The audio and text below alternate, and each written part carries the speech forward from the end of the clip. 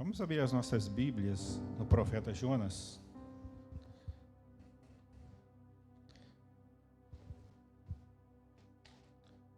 Depois de Obadias e antes de Miqueias.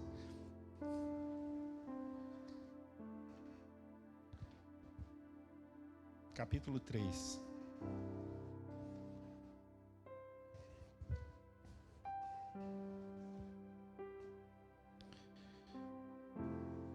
E veio a palavra do Senhor segunda vez a Jonas, dizendo: Levanta-te e vai à grande cidade de Nínive, e prega contra ela a pregação que eu te disse. E levantou-se Jonas e foi a Nínive, segundo a palavra do Senhor. Era, pois, Nínive uma grande cidade de 3 dias de caminho. Amém?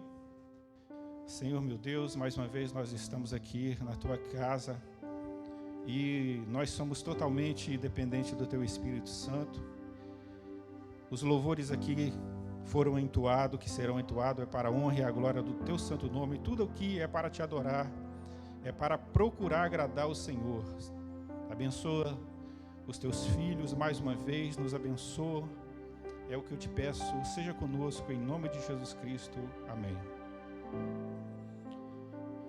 Irmãos, Jonas é um dos livros muito conhecidos da Bíblia, né? Todo mundo conhece a história do profeta Jonas. Ele é o único profeta que não tem nenhuma profecia no seu livro. É uma história, é um relato que aconteceu, né? Inclusive tem muita gente, às vezes a pessoa começa a estudar muito, tem gente que acha que ele começa a ter uns pensamentos acima do de Deus, né? Eles começam porque a ciência, tudo que aquilo tem que ser provado, e fé não é ciência, né? Porque muitos atribuem assim que é uma parábola, um conto fictício, né? Que Deus contou por se tratar de uma história, mas não é. A gente vê que lá em Mateus, no capítulo 12, a partir do versículo 39, Jesus falou bem assim, né? No versículo 38, os fariseus, os escribas ali, eles pedem um sinal a Jesus, e Jesus fala bem assim, ó: uma geração má, incrédula e adúltera me pede um sinal, e eu não lhe darei sinal algum, a não ser o sinal do profeta Jonas. Porque assim como Jonas passou 3 dias e 3 noites no ventre da baleia, assim também ele falou bem assim, que ele passaria nos seios da terra. Esse era o sinal que eles iam dar. E Jesus disse assim: e os nivitas se levantarão para condenar essa nação, porque se converteu com a pregação de Jonas. Então você vê que não tinha motivo se não fosse Jesus dá o exemplo que aconteceu mesmo, e que os nivitas no dia do juízo ia condenar aquela nação, se levantar, porque eles não se converteram. Porque Jesus disse assim: eles se converteram com a pregação de Jonas, e maior do que Jonas está aqui, e eles não davam ouvido. Então é um fato histórico real que aconteceu. E ele também aparece lá em 2 Crônicas, 2 Reis, no capítulo 14 e o versículo 25, numa profecia da restauração das fronteiras do norte também. Ele aparece ali também, o profeta Jonas. E já nos seus dias aqui, nesses dias que Deus manda ele ir a Nínive, Nínive já não estava mais no seu auge, da sua força toda. Eles já estavam numa decadência. E Jonas desobedece a palavra do Senhor. Então, aqui é a segunda palavra. No capítulo 1, a Bíblia diz que vem a primeira palavra do Senhor a Jonas, e ele foge para Tarsis. Tarsis ficava na Espanha, não é Tarso, que é a terra natal de Paulo, que ficava na Cilícia, que é Tarso. Mas ele pegou a embarcação, a Bíblia diz que ele pagou a passagem e queria ir para bem longe, né? O lugar que ele queria ir ficava 3.220 quilômetros da Palestina. Ele queria fugir da face do Senhor, ele tinha convicção do que ele estava fazendo. ele procurou fugir da face do Senhor, desobedecer a ordem do Senhor. Ele achou que ele poderia fugir do Senhor. Nós conhecemos a história e a Bíblia diz que Deus mandou um vento e uma tempestade e sacudiu o navio.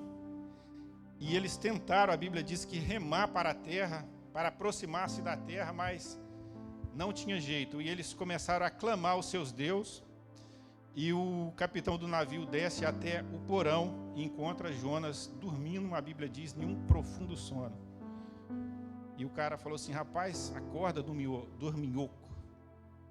Tem uma versão que diz assim: você não vê que nós perecemos? Clama ao seu Deus aí, quem sabe ele tem misericórdia de nós. E eles foram e lançaram sorte, que eles tinham esse costume, e a sorte caiu sobre Jonas. E eles vão perguntar a Jonas: rapaz, quem é você? Da onde tu vem? Que nação é você? Quem é o teu Deus? E ele vai e disse que ele estava fugindo. Eu sirvo ao Senhor que fez os céus e a terra, o mar. E eles temeram mais ainda. Eu estou fugindo. E eles contaram a história. E é interessante, irmãos, que nessa história, eles se comoveram. Você vê que os passageiros, eles tinham temor. Eles tinham temor. E eles começaram a jogar as suas bagagens fora. E eles vão perguntar a Jonas: o que nós podemos fazer? E Jonas falou bem assim: ó, me joga no mar e vai ficar tranquilo. Rapaz, Jonas pediu para os caras jogar ele no mar, para matar ele. E eles temeram em fazer isso. E Jonas foi e deu ordem para fazer isso. E eles até oraram a Deus, né? Pedindo que livrasse, que não condenasse eles do sangue de Jonas. E Jonas foi lançado no mar, e quando foi lançado, o mar acalmou. Irmãos, ninguém foge de Deus.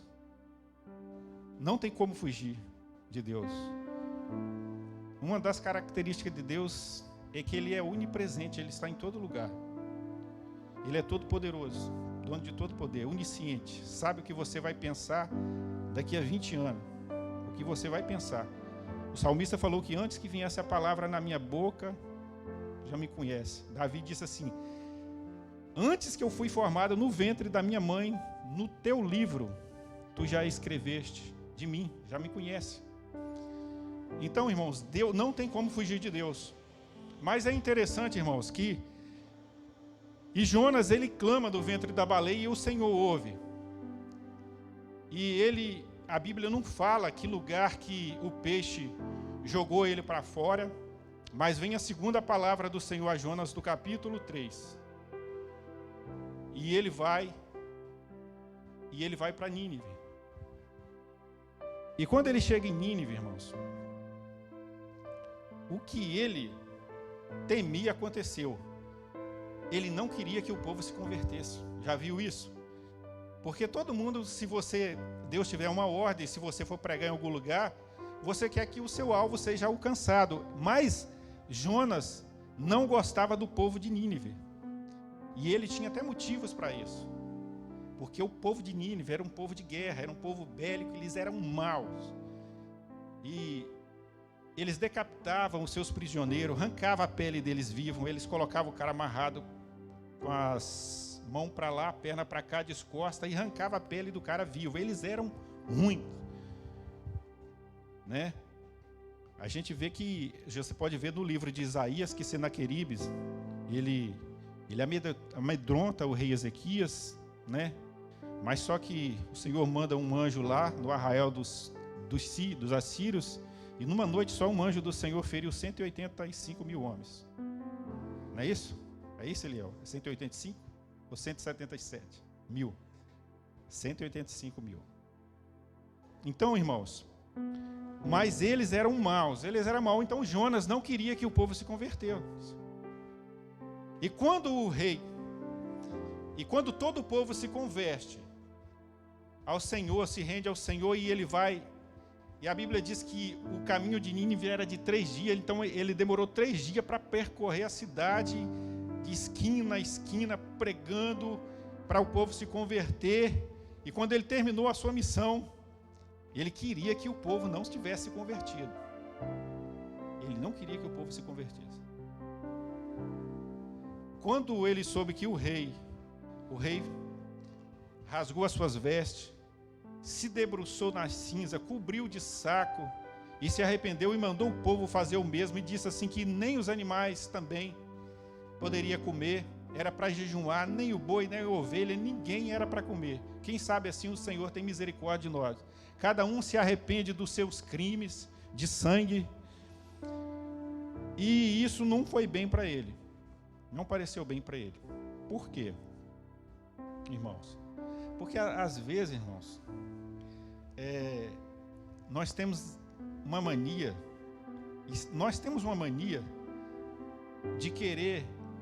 de achar que os nossos pensamentos são os pensamentos de Deus. Às vezes nós queremos, eu vejo até certas profecias, eu profetizo isso e aquilo, como se Deus quisesse que aquilo acontecesse. E a Bíblia diz que os pensamentos de Deus não são os nossos pensamentos. E nem os meus caminhos, os vossos caminhos, diz o Senhor.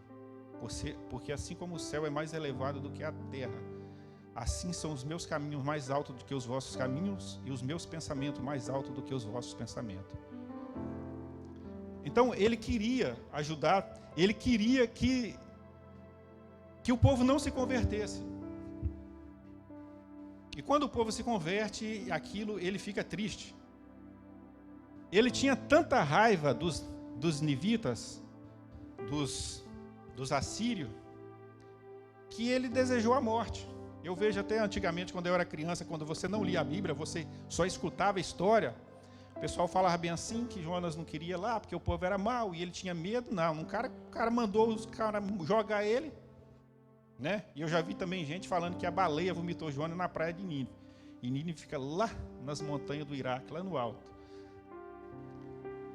E é interessante, irmãos, então aí ele não queria que isso acontecesse. Mas o que eu acho mais interessante é a bondade de Deus, é a misericórdia de Deus. Então, quando o povo se arrepende, aquilo pareceu mal aos olhos dele e ele desejou a morte de novo. Aí ele, no capítulo 3, ele vai questionar com o Senhor. No final do capítulo 3, é por isso, aí ele vai dizer: irmãos, ele já sofreu, ele já passou 3 dias no ventre da baleia, ele orou a Deus, o Senhor teve misericórdia dele, veio a segunda palavra do Senhor a Jonas no capítulo 3, ele vai lá de novo e pratica a mesma coisa. Ele obedece a Deus, mas querendo que os planos dele, os pensamentos dele dessem certo. Aí quando o povo se converte, aí ele fala para Deus: é por isso que eu me preveni em fugir para Tarsis, para bem longe. Porque eu sei que o Senhor é um Deus misericordioso e arrependo de fazer o mal. Eu sei que o Senhor é misericordioso. E ele não se contentou com isso. E ele vai, a Bíblia diz que ele sai da cidade, em uma das montanhas, ele assenta, faz uma cabana e fica assistindo ainda, na esperança de Deus destruir a cidade. Ele fica lá sentado assistindo. E Deus misericordioso observando. E Deus faz uma pergunta até irônica. Assim: rapaz, é razoável que você ira a ponto de desfalecer desse jeito? Aí ele fala: é razoável que eu ire até a morte. Me mata, eu quero morrer. Aí a Bíblia diz que Deus vai pegar e faz brotar uma amoreira, uma espécie, né, tipo como se fosse um pé de mamona, e cresce naquela noite e faz sombra durante o dia que o sol estava escaldante e ele estava atormentado pelo calor, e a Bíblia diz que ele se alegrou muito debaixo da aboboreira. E só que a Bíblia diz que o Senhor foi e mandou um bicho, um inseto, uma largata, e comeu o caule, né, da planta, e a planta morreu, E ele ficou aborrecido com aquilo. E a Bíblia diz que ele teve dó da planta. E Deus falou bem assim: rapaz, você teve dó da arvoreira, que você não trabalhou nela, você não plantou, que uma noite nasceu e no outro dia pereceu, e você teve dó. E não teria eu dó da grande cidade de Nínive, onde tem 120 mil homens, e os animais que estão nela? Engraçado que o livro termina aí. O livro termina ali, são só 4 capítulos, pequenininho, e termina, e a gente nem se sabe se ele se convenceu com aquilo. Mas é interessante, irmãos, que nós temos a mania de querer, até querer que Deus que Deus pratica os nossos pensamentos, as nossas atitudes, tem a mesma atitude que nós. Às vezes a pessoa religiosa, ele acha que Deus só identifica com eles. Jonas era um patriota, e os judeus, eles têm esse defeito. Os judeus, eles têm uma grande vantagem até em se ajudar eles mesmos, se preocupar com eles mesmos. Mas você vê que no Antigo Testamento, Jonas é o único profeta que Deus manda ele pregar para os gentios. E isso mostra que todos os povos é povo de Deus. Mas eles têm a mania de achar que só eles, né, que merece a Deus, que conhece a Deus, só eles que têm a misericórdia de Deus.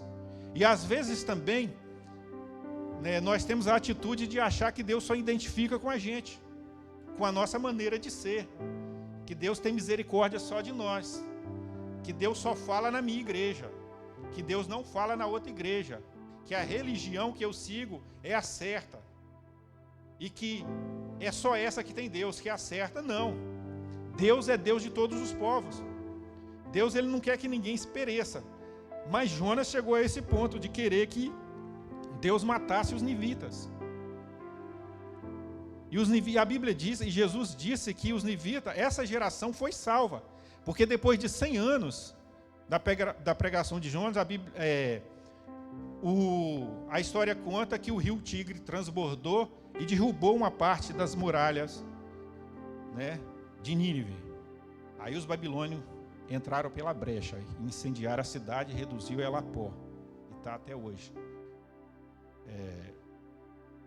Ela fica no Iraque, a 350 quilômetros de Bagdá. Está lá, as ruínas. Mas é interessante, irmãos, eu fico olhando a grandeza de Deus, a misericórdia de Deus para com todos nós. Porque Deus se preocupa com todos nós. Você vê que Deus deu uma chance para os nivitas. E aquela geração que Jonas pregou se converteu e foi salva. Mas nós temos a mania de querer fugir dos propósitos que Deus tem para nós. Nós damos um jeito, nós fomos chamados para uma causa e nós fugimos daquilo que nós fomos chamados, para que nós fomos chamados. Nós temos essa mania de querer fugir da presença do Senhor em tudo, porque todos nós temos um papel na igreja. Todos nós somos um tijolo, né, irmão? Tijolinho. A irmã do Ciné colocou hoje. Que todos nós somos tijolo, não importa onde está o tijolo. O tijolo está na obra e é importante. E todos nós somos importantes. E nós não podemos fugir da missão que Deus nos deu. E achar que os meus pensamentos é os mesmos pensamentos de Deus e a vontade de Deus. E não é. Nós temos que procurar fazer a vontade de Deus, porque Deus é Senhor. A sua visão é panorâmica, é de cima, Ele vê do alto. Ele sabe de todas as coisas. E às vezes nós temos fugido do propósito que Deus tem colocado nas nossas vidas, da missão que nós temos que executar. Nós fingimos que nós não sabemos. Às vezes nós queremos ir para longe, mas bem longe mesmo. Né? Uns param de vir na igreja, aí vai esfriando, aí depois vai para longe, achando que vai fugir. Nós temos a mania de pecar e não se arrepender e fugir da presença do Senhor e achar que as coisas estão tudo bem. Não é assim. Nós temos que aproximar de Deus, cumprir a vontade de Deus, porque Deus é misericordioso para nos perdoar. Não importa o que você fez, mas o importante é que você se arrependa do que você fez. E não adianta fugir do problema, porque de Deus ninguém foge. De Deus ninguém foge. E Jonas tentou fazer isso. Nós temos a péssima mania, às vezes, de querer ajudar a Deus. Às vezes nós queremos fazer as coisas com as nossas forças. A gente observa que Sara, Deus falou que ia dar um filho a Abraão e Sara. E ela já estava, ele e Abraão já tinha passado da idade de ter filho. Mas você vê Sara querendo ajudar a Deus. Ela vai e pega a sua serva Agar e manda deitar com Abraão para que a profecia se cumprisse, tentando ajudar a Deus como se Deus não tivesse poder. Porque às vezes nós menosprezamos o poder de Deus com as nossas atitudes. Nós colocamos lá Deus lá embaixo e às vezes Deus não age. Por quê? Porque nós achamos que é a nossa vontade. E às vezes em fazer coisas que não agradam a Deus, está ajudando a Deus. E às vezes não está. E ele queria que isso acontecesse. Ele não queria que o povo se convertesse. Ele não tinha misericórdia. Não teve misericórdia. Mesmo acontecendo aquilo, vem a segunda palavra e ele está lá. Faz a pregação e fica sentado assistindo o que vai acontecer ainda. Deus já tinha falado com ele. E ele vai e assenta lá em cima, de uma das montanhas, e fica assistindo, na esperança ainda de Deus matar os nivitas. Por quê? Então a gente observa o seguinte: a gente observa a grande misericórdia de Deus para com todos os povos, independente se é judeu ou não, mas Deus se preocupa, porque os judeus eram assim. Uma das dificuldades do apóstolo Paulo e até mesmo de Jesus Cristo era eles compreender isso. E até hoje eles não aceitaram Jesus por causa disso. Porque a profecia também já dizia que eles não iam acreditar no Messias, né? Que Deus ia ser achado em um povo que não procurava por ele, que somos nós. E graças a Deus, a Jesus Cristo, o apóstolo Paulo, que nós estamos aqui, que o Evangelho chegou até nós que somos gentil. E Deus tem misericórdia de todos nós, não só dos judeus. Mas Jonas pensava assim, ele queria ajudar a Deus. Então, irmãos, o propósito de Deus, nós temos que procurar ter a mente de Cristo e procurar fazer a vontade dele, e não as nossas vontades, e não as nossas obras, e não fugir da obra. A Bíblia diz que a lei e os profetas duraram até João Batista. Hoje em dia tem o dom da profecia. Essa palavra de profeta é figurada, porque o próprio Jesus disse que a lei e os profetas duraram até João Batista. Mas a Bíblia diz que os dons estão sujeitos ao profeta. Ou seja, de uma maneira figurada, todos nós somos profeta. Você tem uma missão.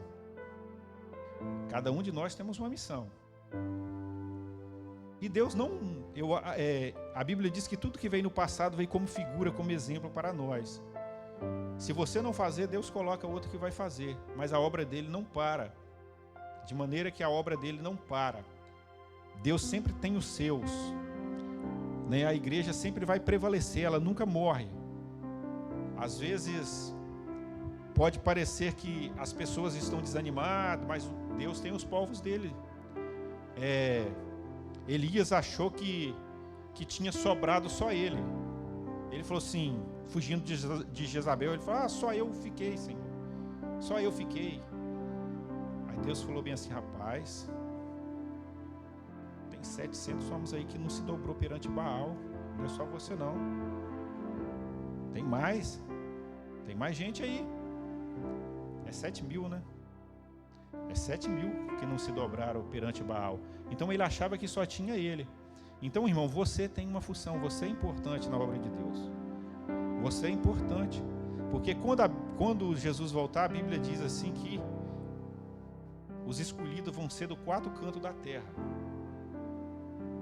Muitos virão do Oriente e do Ocidente sentar-se a uma mesa com Abraão, Isaac, Jacó e os profetas. Então, os salvos vêm de todos os lados. Então, a salvação é para todos. E Deus quer que todos sejam salvos. A misericórdia do Senhor. Então, isso mostra que Deus tem misericórdia de todos os povos. E às vezes nós não temos. Nós cometemos esse erro. Nós somos assim. A Bíblia diz que Deus não tem prazer na morte do ímpio. E nós temos. morreu, é bandido, tinha que morrer mesmo. É bandido bom, é bandido morto, tinha que morrer mesmo. Mas a vontade de Deus não é essa. A vontade de Deus não é essa. Aí quando morre alguém, nós choramos. Temos que chorar mesmo. Porque às vezes nós não temos esperança. Às vezes nós não procuramos fazer a vontade de Deus. Às vezes nós fugimos da presença do Senhor. Queremos ir para bem longe, como se Deus não estivesse vendo. E às vezes nós façamos isso. Nós distanciamos, cada dia mais nós vamos longe, nós vamos fugir da presença do Senhor. Ah, eu cometi esse erro, eu vou dar um tempo, vou ficar bem longe da presença do Senhor, aí depois eu vou esperar as coisas esfriar. Não, vem para a presença do Senhor, procura fazer a vontade do Senhor, que o Senhor é misericordioso. Se arrepender, o Senhor é misericordioso, não se lembra mais do seu pecado. Você é profeta, foi chamado para profetizar as nações, para levar a palavra do Senhor para as pessoas. Não podemos achar que Deus é só para nós, assim como Jonas achava que era só para nós a palavra dele, era só para nós, e não é. Nós temos que obedecer a palavra do Senhor, nós não podemos fugir para longe, distanciando. Você tem uma obra a executar, qual é a função sua, para que Deus te chamou? Todos nós somos importantes na obra do Senhor e temos que executar a nossa missão. Não podemos fugir e nem achar que a nossa vontade é a vontade de Deus, que às vezes a nossa vontade, às vezes, não é a vontade de Deus. Esse dia aconteceu, essa semana aconteceu um negócio assim que eu fiquei frustrado. Eu contava que aquilo ia dar certo. Eu estava contando. Falei para o pastor Marcelo, é certo, é de Deus. E aquilo me abateu tanto. E às vezes, por quê? Mas eu falei, meu Deus, parecia que era certo, mas não é a vontade de Deus. Deus tem coisa melhor. Aí o Aldo falou, não é porque Deus tem coisa melhor, não era para ser. Porque às vezes eu achava que aquilo era de Deus e não é. Tem coisas que não é de Deus. Jonas achava que não era. O povo de Nínive não podia se converter. Eles não mereciam. Eles não mereciam. E se você for olhar, não merecia mesmo. Porque nós também não merecemos. Nós estamos aqui pela graça de Jesus Cristo. Pela graça, pela morte dele na cruz do Calvário. Nós não merecíamos. Nós era gentil. Jonas achava isso. Por povo ser gentil não merecia. Os apóstolos, antes, Paulo foi o primeiro a ter a mente aberta, que nós merecíamos. Que nós não merecíamos, mas assim que Deus era para nós também, porque os judeus achavam que era só para eles. Era só para eles. Porque você vê Paulo, né, dando uma bronca até no apóstolo Pedro, porque Pedro, ele comia as mesmas coisas que os irmãos gentios faziam, e quando os judeus chegou, ele queria se parecer outra pessoa, para se mostrar para os judeus que ele era daquele jeito. E Paulo repreende ele e falou, rapaz, você estava fazendo a mesma coisa que os irmãos, queria implantar circuncisão nos irmãos, e eles não entendiam isso, que Deus é para todos. E o mundo vive em guerra por causa disso, porque uma nação acha. Você vê que até os próprios israelitas, tem uns judeus radical, outros não. Até o pessoal lá do Islã, uns acham que a maneira de servir a Alá é certa, é da maneira dele, e mata por isso. E o outro acha que servir a Alá daquela forma é a correta. E às vezes no meio do cristianismo é a mesma coisa. As pessoas não conhecem a Deus, é capaz de obedecer todas as regras, doutrina da sua igreja, que às vezes não são doutrina de Deus, mas a voz de Deus não obedece. Os judeus faziam isso. Os judeus falaram assim, por que os seus discípulos comem sem lavar a mão? Transgredindo a tradição dos anciãos. E Deus disse assim, Jesus disse, e por que vocês transgridem a tradição? Por que vocês transgridem o mandamento de Deus? Por causa dos vossos costumes. Porque às vezes o costume não é de Deus, E a gente pensa que é de Deus. Torna uma regra a religião. E isso afasta as pessoas de Deus, porque não prega a palavra de Deus. Jonas não queria que os ninivitas se convertessem. Não queria que eles se entregassem a sua vida a Deus. E às vezes nós temos essa atitude também, né? Nós fomos chamados, irmãos, para ganhar almas, para dar fruto, e que o fruto permaneça, que o vosso fruto permaneça. Mas graças a Deus que o Senhor teve misericórdia desse povo, e esse povo se arrependeu. E Jesus disse que ele se levantaria para condenar aquela nação, porque se converteu com a pregação de Jonas. E Jesus falou: maior do que Jonas está aqui, vocês não dão ouvido. Eu sou maior do que Jonas, estou pregando para vocês e vocês não dão ouvido àquela geração. Mas que o Senhor continue nos abençoando, a sua misericórdia. Deus tem os seus planos. E às vezes nós queremos outras coisas, nós temos os nossos pensamentos, né, que não são os pensamentos de Deus, mas nós que servimos a Deus, por isso que Jesus falou assim, ó: aquele que quer vir após mim, renuncia a si mesmo, toma a sua cruz e me segue. E renunciar a si mesmo não é fácil, não. Jesus falou bem assim para um camarada, ele queria seguir Jesus. Jesus falou assim: a raposa tem os seus ninhos, a raposa tem os seus covis, as aves do céu têm os seus ninhos, mas o filho do homem não tinha onde declinar, não tem onde declinar a sua cabeça. Então, servir a Jesus, né, às vezes ela pode parecer cansativo, mas é prazeroso. Pode parecer enfadonho, mas é prazeroso, porque o nosso futuro, o nosso alvo não é aqui. O nosso alvo é a Canaã celestial. Nós estamos atravessando um deserto para chegar em Canaã. Assim como o povo de Israel saiu do Egito e passou 40 anos atravessando aquele Egito até chegar na terra prometida, na Canaã, nós também estamos nessa caminhada, atravessando esse deserto, essa vida nossa que tantas coisas que nos afligem, que nos faz às vezes sentir magoado, triste, mas a nossa caminhada não termina aqui. Nossa caminhada, o nosso alvo é ver o rosto de Cristo. Nosso alvo é ver Ele, é não ficar pelo caminho, é não perecer no caminho, mas é ver o rosto dEle. A Bíblia diz assim: assim como Ele é, o veremos. A vontade de Deus é, Ele disse assim: para que onde eu estiver, estejais vós também. A vontade de Deus é que nós estejamos junto com Ele. Essa é a vontade de Deus. Não podemos fugir da presença de Deus, nem daquilo que Deus chamou para nós executar a nossa missão, porque todos nós temos uma missão a cumprir, e nós temos que cumprir com a nossa missão, seja no louvor, seja no grupo de dança, seja onde for, de evangelista, de qualquer coisa.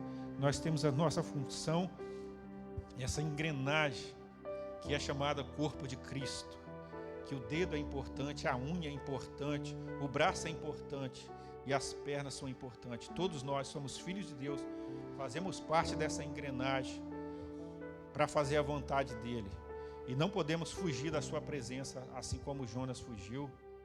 Amém? Agradecer ao Senhor. Quero pedir a oração, que os irmãos continuem orando pelos nossos familiares aí. Minha tia, eu até falei para o Edinael, para algumas pessoas aí, nós perdemos um primo aí, e foi domingo passado, umas 9 horas da noite. Assim, ela já tinha perdido um filho num acidente também, de um choque elétrico. E de manhã, na segunda-feira, eu vi uma mensagem no meu celular: perdeu o outro. Então está sendo muito difícil para ela, né? E para os filhos também dele, que tem um filho dele que eu peço oração para ele, o nome dele é John, porque ele estava subindo com uma carreta de minério, aquelas caçambas de minério, o pai dele na frente. Ele na frente, o pai dele atrás, e ele não segurou o carro no morro e voltou e pegou o Dinho, meu primo. que é pai dele. E os dois eram muito, então você imagina a cabeça desse menino, né, que ele se sentindo-se culpado. Então foi muito difícil essa semana. E difícil para ela, que já tinha perdido uma, agora outra tragédia. Ela é tia evangélica. Assim, é um baque muito grande você perder filho, né? Então, assim, e eu fui criado junto com eles. Às vezes tem familiar que é distante, mas assim, é uma dor muito grande, entendeu? É como se fosse minha mãe, né? Quando meu pai morreu, eu fui criado junto com eles. Então é uma dor muito grande, que os irmãos continuam orando aí, né, para essa dor passar, pelo menos cicatrizar, né? Hein? Vamos fazer um ofertório, irmãos.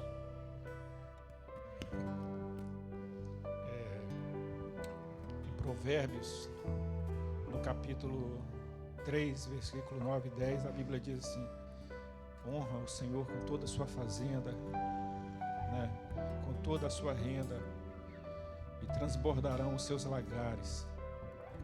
Então quem trouxe os seus dízimos, a sua oferta, pode depositar ali no gasofilastro, enquanto o louvor louva ao Senhor. Amém?